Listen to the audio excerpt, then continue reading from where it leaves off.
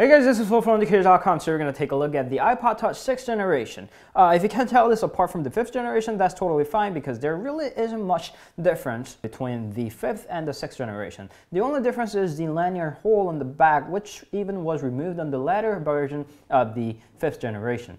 Alright, so this is a very small device. It's a 4-incher, so you could compare this with the iPhone 5 or the 5S.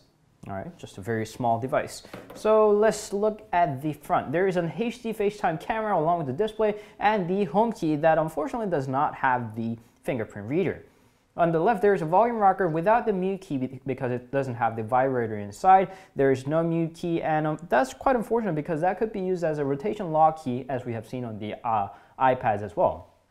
On the bottom, we got the lightning port with the speaker grill and the earphone jack, nothing to the right. And on top, there's a power key along with the upgraded camera that's used in the iPhone 6 as well, and the LED flash along with the secondary microphone, Wi-Fi antenna, and the iPod logo. The back is a simple aluminum that's got a lot of different colors so you can choose from, and this one is product red. You can only get this from the Apple Store themselves. This is still one of my favorite colors.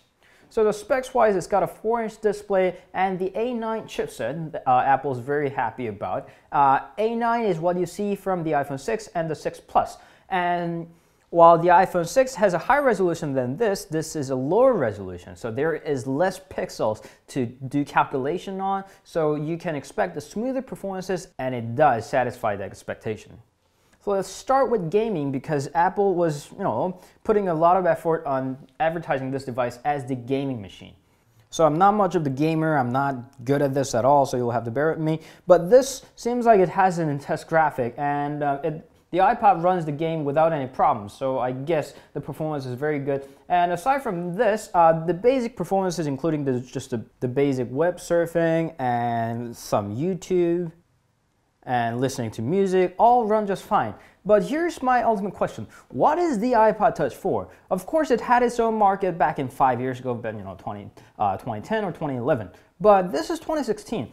Smartphones are so popular that every one of us have it. And most of us even have an iPhone. So this is definitely no use for the iPhone owners. And if you're owning an Android, then what is this for? A gaming machine? Maybe. But a gaming machine with the 4 inches of display, I think that's a little bit too weird. And it's missing a lot of features, including the Touch ID and the better camera, or even the vibrator inside.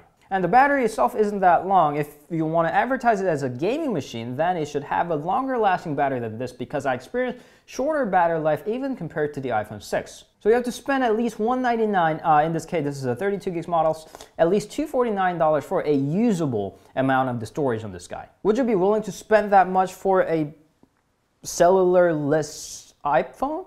I mean, that's what iPod is about, and in the year 2016 where all of us, each and one of us have a smartphone, I don't see really any use for this. And on top of that, Apple tried to make some savings on software or whichever that it cannot display the battery amount in percentage on the top bar over here. The only way that you can do that is through the third-party widget. So Apple is still trying to make this not so powerful. If nothing massive happens about the iPod Touches, I think it's going to join the road of its graveyard pretty soon. I mean, I like it. I like how pretty it is. I like how slim and light it is, but only because I got it as a gift.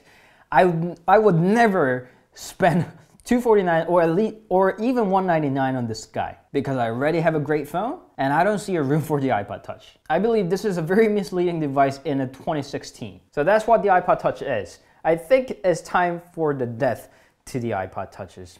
Why not just bring back the iPod Classic instead of killing that? Well, that was an interesting thought, Apple. Anyway, we'll see you guys later. You can see us on Instagram, Facebook, Twitter, and Google+. And until then, do not forget to subscribe to our channel as well. Ciao!